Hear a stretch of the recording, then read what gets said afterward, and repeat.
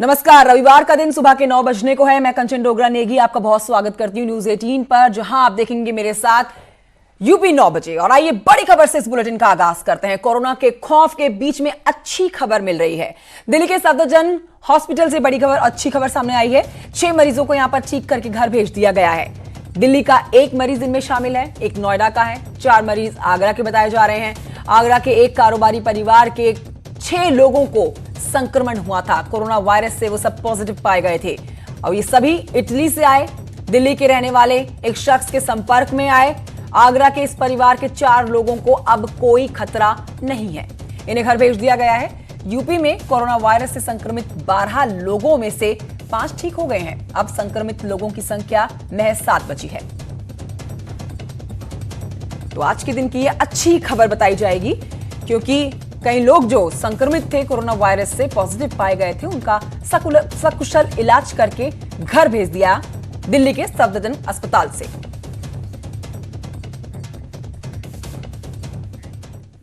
बढ़ रहे हैं आगे, इस वक्त की बड़ी अपडेट आप तक पहुंचा दे। पाकिस्तान और दूसरे देशों से सभी लगी हुई सीमाओं को सील करेंगे। सीमा आपको बताएं कल रात से होंगी सील। नेपाल, भूटान, बांग्लादेश के बॉर्डर आज रात से बंद होंगे। सार्क देशों के साथ पीएम मोदी बनाएंगे रणनीति। ये आपको अपडेट दे रहे हैं कोरोना वायरस से जुड़ी हुई, जिसमें सीमाएं जो लगी हुई हैं, देश के चौतरफा मित्र देश की सीमाएं जो हैं उनको सील किया जाएगा। साथ ही प्रधानमंत्री नरेंद्र मोदी सार्क देशों के साथ रणनीति बनाएंगे कि कैसे लड़ा जाए इस कोरोना वायरस से और जड़ से इसको मिटाया जाए। आज शाम को प्रेस कॉन्फ्रेंस होगी, माफ कीजिए वीडियो कॉन्फ्रेंसिंग के जरिए 5 बजे का समय है जब प्रधानमंत्री नरेंद्र मोदी चर्चा करने वाले हैं इसके ऊपर वीडियो कॉन्फ्रेंसिंग के जरिए। 18 मार्च के बाद कभी भी खत्म हो सकता है संसद का सत्र और मंदिरों में भी दिख रहा है कोरोना का खौफ। यह अपडेट आपके सामने, जिसमें कई मंदिरों में भगवान की मूर्तियों को मास्क पहनाकर बचाने की कोशिश करते हुए भक्तजन नजर भी आ रहे हैं। तो ये तमाम बड़ी अपडेट्स हैं जिस पर हम अपने सहयोगियों से भी बात करेंगे, लेकिन आपको बड़ी अपडेट आज की बता दें। अच्छी खबर ये कि कुछ कोरोना पॉजिटिव जो थे वो सफदरजंग एन्क्लेव अस्पताल से घर भेज दिए गए हैं। आज सार्क देशों के साथ वीडियो कॉन्फ्रेंसिंग के जरिए प्रधानमंत्री नरेंद्र मोदी चर्चा करने वाले हैं कोरोना वायरस को लेकर। और वहीं दूसरी तरफ देश के अंदर कोरोना वायरस का कोहराम कुछ इस तरह है कि भक्त भगवान को भी कोरोना वायरस की चपेट में ना आए, इसलिए बचाने के लिए भगवान को मास्क से ढक रहे हैं।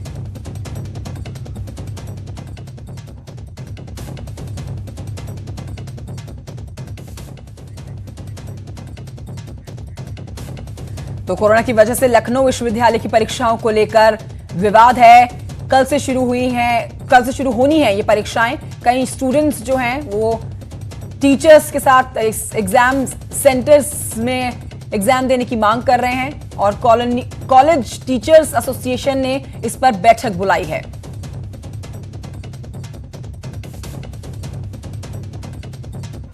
मार्च से शुरू होंगी अब ये परीक्षाएं। कोरोना वायरस की वजह से लखनऊ विश्वविद्यालय की परीक्षाओं को लेकर ये विवाद है, जिस पर आपको अपडेट हम दे रहे हैं।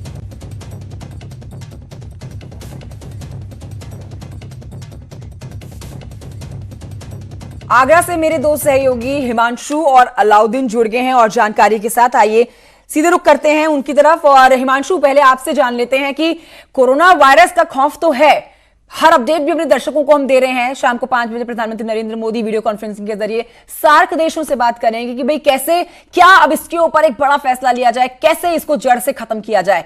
लेकिन आपसे एक अच्छी खबर पर अपडेट जाना चाहेंगे कि कुछ लोग बताए जा रहे हैं जिनको सफदरजंग अस्पताल से घर भेजा गया है, क्योंकि वो कोरोना से जो ग्रसित थे अब ठीक हो गए हैं।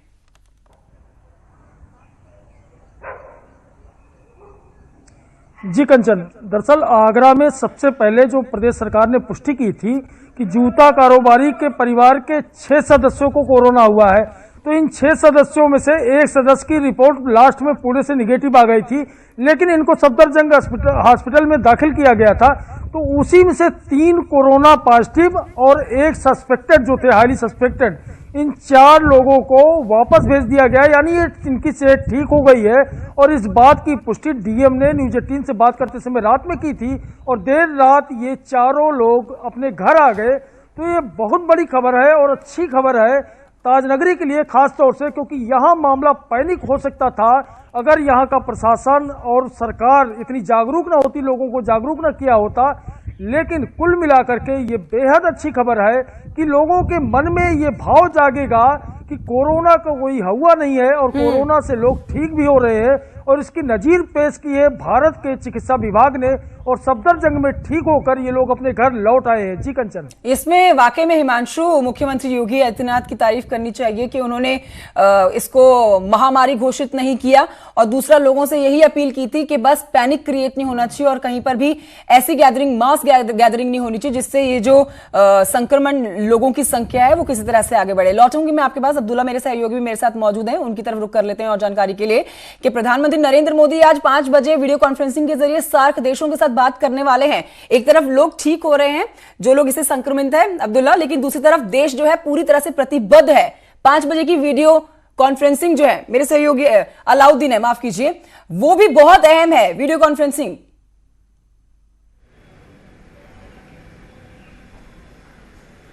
हाँ जी हाँ, बिल्कुल। जिस तरह से हालात बने हैं, बिला शक शुबहा खासतौर से लोगों को बहुत ज़्यादा खुद का ख्याल रखने वाला है, क्योंकि जो तकनीकी चीज़ों पे बात करना बेहद ज़रूरी है कि जो मृत्यु दर है कोरोना से संक्रमण की वो 0.5 यानी 1% भी नहीं है। अगर 200 लोग इसे संक्रमित होते हैं तो जो अभी तक डेटा पूरे विश्व को आया है उसमें 1 आदमी की मृत्यु का डेटा आया है। हालांकि लखनऊ में थोड़ा सा पैर पसार रहा है। कनाडा से जो एक महिला आई थी उनमें खुद पुष्टि हुई, फिर उनके एक भतीजे में इस बात की पुष्टि हुई है। इसके अलावा 11 लोगों को आइसोलेट किया गया है, कुछ लोगों को उनके घरों में आइसोलेट किया गया है, क्योंकि ये महिला 8 तारीख से लेकर के 12 तारीख तक खुली जो है लखनऊ में वो घूमी हैं। तो ऐसे में सवाल ये भी उठ रहा है कि आखिर वो कहाँ कहाँ गई हैं, किसी किसी संपर्क में आई हैं, और जिन लोगों को आइसोलेट किया गया है वो लोग किसी किसी संपर्क में आए हैं। तो ऐसे में थोड़ा सा चिंता की लकीरें लखनऊ में के स्वास्थ्य विभाग के माथे पर हैं। हालांकि तमाम चीज़ों को देखते हुए एक कवायद की गई है, वो जहाँ जहाँ गई हैं, जिनसे जिनसे मिली हैं, सभी लोगों को या को उनके घरों में आइसोलेट कर दिया गया है या फिर उन तमाम लोगों के GMU इलाके आइसोलेट किया गया है। इसके अलावा जिला प्रशासन ने लगातार कल से लेकर के आज तक ये अभियान चलाया है कि कई जगहों पर मास्क और सैनिटाइजर को लेकर के कालाबाजारी शुरू हो गई थी। इस सिलसिले में भी सरकार की तरफ से बड़ी कार्रवाइयां की जा रही हैं। तो कुल मिलाकर के सरकार ने जो बात कही है कि भीड़ भाड़ वाली जगहों पर न जाएं और खासतौर से खुद का ख्याल रखा जाए, क्योंकि खुद का अगर ख्याल लोग नहीं रखेंगे तो शायद थोड़ी दिक्कत परेशानी लखनऊ में बढ़ सकती है। और स्वास्थ्य विभाग के कुछ अधिकारियों का ऑफ रिकॉर्ड कहना यह है कि 10 से 15 दिन लखनऊ के लिए बहुत अहम है, क्योंकि ये लोग जहां जहां गए हैं ये तादाद 15 से 20, 20 से 25 भी हो सकती है, लेकिन अगर तमाम लोग अपना ख्याल रखेंगे तो इन चीजों से खासतौर से लखनऊ में बचाया जा सकता है। बहुत शुक्रिया आपका अलाउद्दीन, साथ ही हिमांशु आपका भी बहुत शुक्रिया इस जानकारी के लिए। तो लोग सतर्कता बरत रहे हैं और सबसे अच्छी बात यह है कि ना डर फैला रहे हैं और डरे डरे सहमे घूम रहे हैं। हालांकि हम खुद आपको बताएं कि जब कहीं बाजार निकल रहे हैं, लोगों से मिल रहे हैं, तो लोग मास्क पहने हुए हैं और बाजार भी लगातार खाली है, लेकिन इस बीच में अच्छी खबर यही कि लोग जो संक्रमित हैं वो ठीक होकर घर भी जा रहे हैं। तो एक तरफ लोग कोरोना वायरस को लेकर भगवान को भी मास्क पहनाते हुए नजर आए हैं, आपको तस्वीरें दिखाते हैं, और श्रद्धालुओं को यहां पर हाथ साफ रखने के भी संदेश दे रहे हैं। दूसरी तरफ मास्क और सैनिटाइजर्स के नाम पर ठगी का धंधा भी जोरों पर चल रहा है। कोई नकली सैनिटाइजर और मास्क बनाकर लोगों की जिंदगी खतरे में डाल रहा है, तो कोई ताबीज बेचकर आस्था से खिलवाड़ कर रहा है।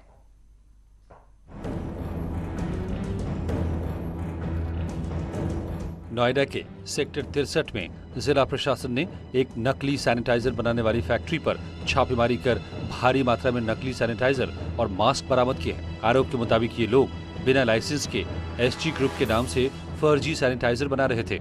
यहाँ 100 से ज्यादा पेटी सैनिटाइजर बरामद हुई है। SG ग्रुप करके एक कंपनी है जो इस फ्लोर पे पूरा एक सेटअप बना रखा है, जिसमें फेक मटेरियल को, फेक मतलब एक जो हैंड सैनिटाइजर के अंदर का मटेरियल होता है उसको एक बिना लाइसेंस के, बिना किसी चीज़ के ये मार्केट में बेच रही है। और ये बड़े पैमाने पे कार्रवाई यह काम किया जाए कि ये 10,000 के आसपास आपकी ये बॉटल्स होंगी, और इसके साथ साथ हैंड मास्क भी अवेलेबल है। यहाँ पे काफ़ी डिटेल इसकी एनालिसिस की जा रही है और प्राइमरी स्तर पे ऐसा दिख रहा है कि ये बड़े पैमाने पे यह जो है कालाबाजारी कार्रवाई है। उधर लखनऊ में पुलिस ने कोरोना से बचाव की ताबीज बेचने वाले को गिरफ्तार किया।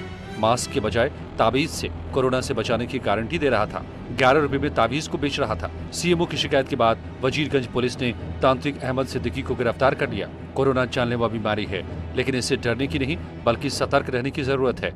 इसलिए किसी की झांसी में न आए, समय समय पर हाथ धोते रहें, मास्क लगाएं और सैनिटाइजर का इस्तेमाल करें। Bureau report, news 18। तो अगर बुखार हुआ, सिनेमा हॉल्स में नो एंट्री है, कोरोना से हड़कंप के बीच में मेरठ के बीच आपको बताएंगे चीफ मेडिकल ऑफिसर ने सिनेमा हॉल मालिकों को यह निर्देश दिया कि दिल्ली सरकार ने फिलहाल सभी सिनेमा हॉल्स को बंद रखा है।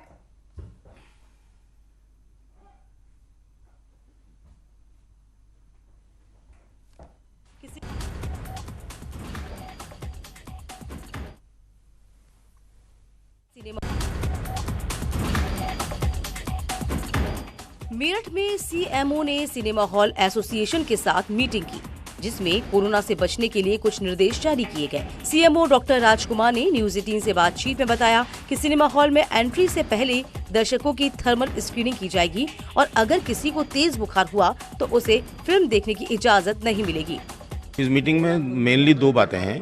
एक तो एंट्री जो कर रहे हैं लोग बाग उनकी एक थर्मल स्कैनिंग हो जाए कि किसी को बुखार तो नहीं है। बुखार के पेशेंट को अवॉइड करें कि उसको पिक्चर ना देके बैठ के अंदर वो अपना घर चला जाए।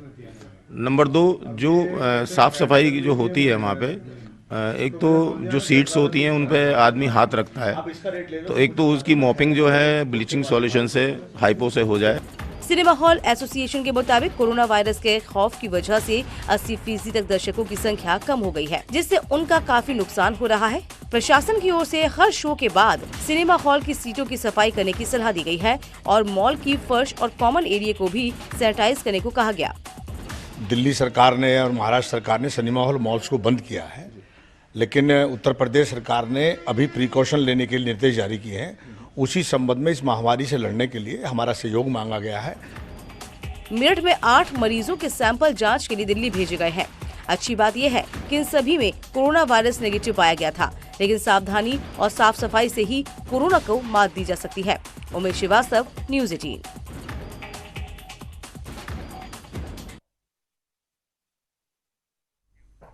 तो कोरोना वायरस से अपने देश में अब तक 2 लोगों की मौत हो चुकी है। 80 लोगों में इसकी पुष्टि हो चुकी है। मास्क पहनकर इस जानलेवा बीमारी से काफी हद तक बचा जा सकता है और यही वजह है कि जगह जगह पुजारियों ने भगवान को भी मास्क पहना दिया है।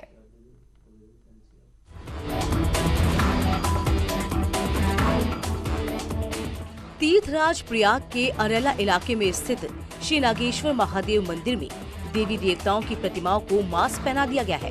शिवलिंग और मंदिर के बाहर विराजे नंदी को मास्क पहनाया गया है। 2 लोगों की कोरोना वायरस के संक्रमण से मौत हो चुकी है। पूरे देश में अलर्ट है। धर्म और आस्था के देश भारत में लोग मंदिरों की ओर रुख कर रहे हैं। मंदिरों में पूजा अर्चना की जा रही है कि कोरोना वायरस का जो इफेक्ट है वो कम हो। भगवान को जो है वो मास्क पहनाया गया है। भगवान को हालांकि कोरोना से किसी तरह का खतरा नहीं है, लेकिन उसके बावजूद एक ये मैसेज देने की कोशिश की जा रही है कि जिस तरह से मंदिरों में साफ सफाई है उस तरह से लोग भी साफ सफाई रखें, मास्क पहने। स्वामी महेशाश्रम महाराज ने लोगों को कोरोना वायरस से बचाने के लिए स्वच्छता का संदेश दिया। भगवान सुरक्षित होते हुए, इच्छुत होते हुए भी उनको सुरक्षित रखने का प्रयत्न करते हैं। इसलिए प्रत्येक प्राणी को, स्वयं को, अपने परिवार को, अपने समाज को, अपने सभी प्रकार से सुरक्षित रखने का प्रयत्न करें। स्वच्छता सबसे प्रधान है, स्वच्छता। लखीमपुर खीरी में भी भगवान ने लोगों को कोरोना वायरस से सचेत करने के लिए मास्क पहन लिया। संकटा देवी मंदिर के पुजारी ने कोरोना वायरस को लेकर लोगों को जागरूक करने मंदिर भगवान को मास्क पहना दिया। साथ ही लोगों को हाथ धोने का संदेश भी दिया। ऐसा हम लोग ने एक प्रतीकात्मक तौर पर किया है, इससे लोग यहाँ पर आते हैं दर्शन करने, उनकी आस्था है भगवान में, तो वो ऐसा देख कर उसको अपनी आदत में डालें, हाथ धोएं, जिससे कि कोरोना वायरस से बचे रहें। उधर कानपुर में बिठूर के सिद्धेश्वर महादेव के मंदिर में बाबा के दर्शन से पहले मास्क लगाया अनिवार्य कर दिया है। बिना मास्क लगाए गर्भगृह में एंट्री बैन कर दी गई है। इतना ही नहीं, मंदिर में प्रवेश से पहले मंदिर प्रबंधन से जुड़े लोग भक्तों के हाथों को बकायदा सैनिटाइजर से साफ भी करवा रहे हैं। Bureau report, news 18। तो कोरोना के खौफ को देखते हुए भारत में भी अलर्ट जारी कर दिया गया। मथुरा की जिला जेल में बंद कैदियों के लिए भी जेल में ही मास्क तैयार किए जा रहे हैं, जिससे कि कोरोना का संक्रमण ना हो। पहले दिन करीब 500 मास्क तैयार कर दिए गए। इन्हें पहले कैदियों में बांटा जाएगा, बाद में ये मास्क बाजार में उपलब्ध कराए जाएंगे।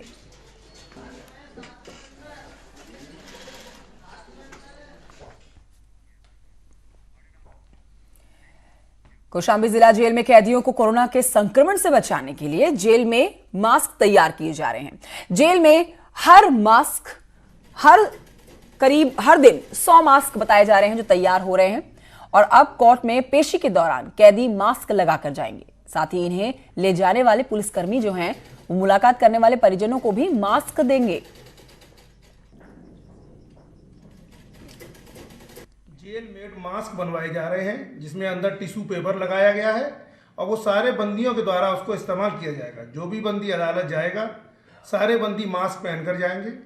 मुलाकात के समय भी सारे बंदी मास्क पहने हुए होंगे और बाहर के जितने भी मुलाकाती हैं जो बाहर से आ रहे हैं सारे लोगों को ये ताकीद कर दिया गया है कि वो सब मास्क पहन करके आएँ अथवा टिश्यू पेपर से मुंह ढक करके बंदियों से बात करें। झांसी में कोरोना वायरस के प्रकोप से रेल यात्रियों को बचाने के लिए रेलवे लगातार जन जागरूकता अभियान चला रहा है और इसी कड़ी में रेल ऑफिसर्स ने शनिवार को रेलवे स्टेशन के सभी प्लेटफॉर्म्स कोरोना वायरस की रोकथाम और बचाव के तरीकों के पोस्टर्स को दीवारों पर चस्पा दिया। दीवारों पर चस्पे हुए पोस्टर्स में कई तरीके दिखाए जा रहे हैं जिनकी मदद से कोरोना जैसे घातक वायरस से बचा जा सकता है। प्रिकॉशनरी मेजर्स हैं वो ले सकते हैं, जैसे बार बार हाथ धोना है, खांसते हैं छींकते हैं तो अपने मुंह के ऊपर या हाथ रखना है या फिर बार बार मुंह को टच नहीं करना है। कोरोना वायरस की वजह से हम लोग है ना ड्यूटी करने में तो वो कर रहे हैं, परेशान हो रहे हैं कि भैया सभी लोग संभल के ड्यूटी करें और टिकट पूछने में भी दूरी बनाए रख रहे हैं कि जिससे कि भैया किसी को और ना हो। झांसी मंडल द्वारा कोरोना वायरस के प्रति जागरूकता फैलाने के लिए विशेष अभियान चलाए जा रहे हैं जिसमें हम पोस्टर्स पैम्पलेट के माध्यम से यात्रियों को जागरूक कर रहे हैं। इसके साथ साथ हम कर्मचारियों को भी जागरूक कर रहे हैं कि उन्हें क्या करना है और क्या नहीं करना। तो कोरोना से निपटने के लिए सार्क देशों के साथ पीएम मोदी रणनीति बनाएंगे और आज शाम 5 बजे का समय है जो वीडियो कॉन्फ्रेंसिंग के जरिए पीएम मोदी सार्क देशों के साथ चर्चा करेंगे। कोरोना को लेकर पीएम मोदी के साथ में लड़ने की अपील है जिसमें सार्क देशों ने पीएम के नेतृत्व में कोरोना से लड़ने की सहमति जताई है।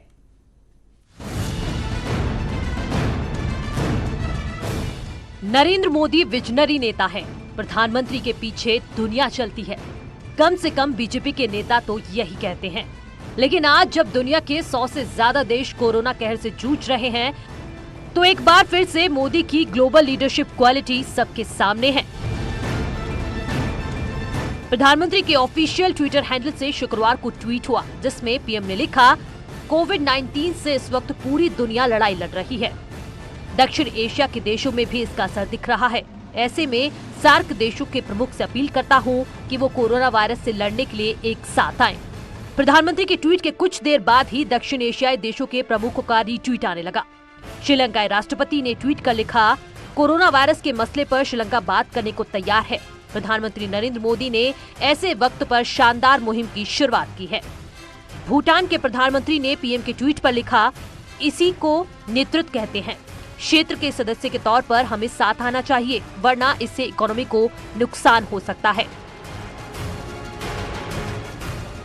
पीएम के प्रस्ताव पर मालदीव के राष्ट्रपति ने लिखा, कोरोना वायरस को हराने के लिए सभी को एक साथ आने की जरूरत है। हम क्षेत्रीय एकता दिखाने की मुहिम का समर्थन करते हैं। नेपाल के पीएम केपी शर्मा ओली ने लिखा, पीएम मोदी के प्रस्ताव का स्वागत है। हम प्रधानमंत्री मोदी के साथ हैं। कोरोना से लड़ने के लिए प्रधानमंत्री मोदी ने चीन को भी मदद का ऑफर किया था और अब सार्क के देशों ने प्रधानमंत्री की वीडियो कॉन्फ्रेंसिंग के प्रस्ताव का समर्थन दे दिया है। सार्क देशों से मिले सहयोग से जियोपॉलिटिक्स में भारत की स्थिति और मजबूत हुई है। Bureau report, news 18।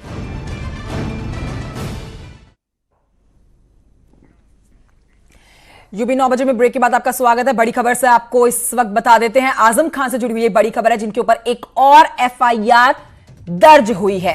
रामपुर में आजम खान के खिलाफ एक और एफआईआर, शत्रु संपत्ति के अवैध कब्जे के आरोप में एफआईआर, राजस्व निरीक्षक ने दर्ज कराया मुकदमा। थाना अजीम नगर में दर्ज कराया गया है मुकदमा। बड़ी खबर, आजम खान के सितारे पूरी तरह से गर्दिश में, एक के बाद एक एफआईआर दर्ज हो रही है। अब एक बार फिर से मुसीबतों का पहाड़ आजम खान पर। समाजवादी पार्टी के कद्दावर नेता जो पहले ही जमीनी विवाद को लेकर कानूनी शिकंजे में आ रखे हैं, अब एक और FIR उनके खिलाफ दर्ज हुई है।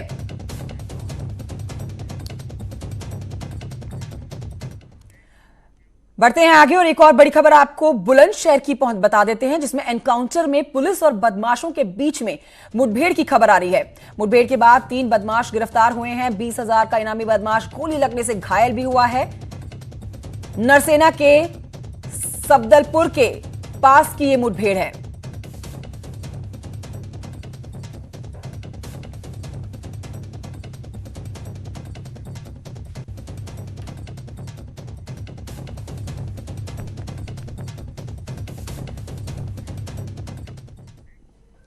वाराणसी के नदेसर इलाके से खबर, जहां पर सुबह एक दुकान में आग लग गई। आग के कारण दुकान में रखा सारा लाखों का सामान जलकर खाक हो गया।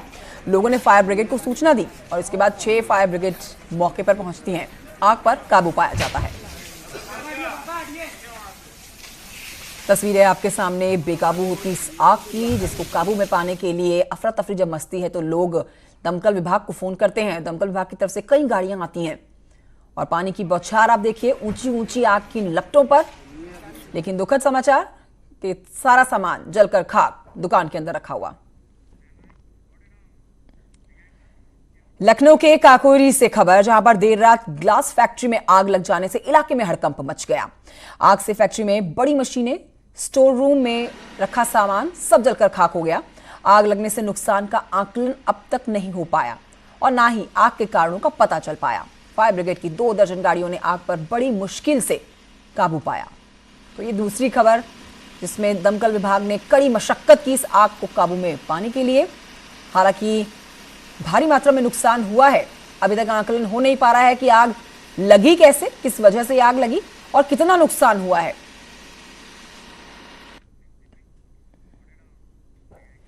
और बहराइच से एक और हादसे की खबर आप तक पहुंचाते हैं, जहां पर भीषण सड़क हादसा हुआ। 3 युवकों की दर्दनाक मौत हो गई। हादसा उस वक्त का है जब बहराइच लखनऊ हाईवे पर जा रहे बाइक सवार 3 युवकों को बेकाबू रोडवेज बस ने टक्कर मार दी, जिससे तीनों की घटनास्थल पर मौके पर मौत हो गई। सूचना पर मौके पर पहुंची पुलिस ने बस को कब्जे में लेकर मामले की जांच शुरू कर दी है। परमहंस डिग्री कॉलेज के पास मेन रोड पे ही रमुआपुर गांव के और दिकौली थाना जरवल के 3 व्यक्ति कैसिंग तरफ आ रहे थे। तो मौके पे लोगों को बताना कि किसी रोडवेज में थोड़ा एक्सीडेंट हो गया है, तो इन तीनों की मौके पे मृत्यु हो गई थी।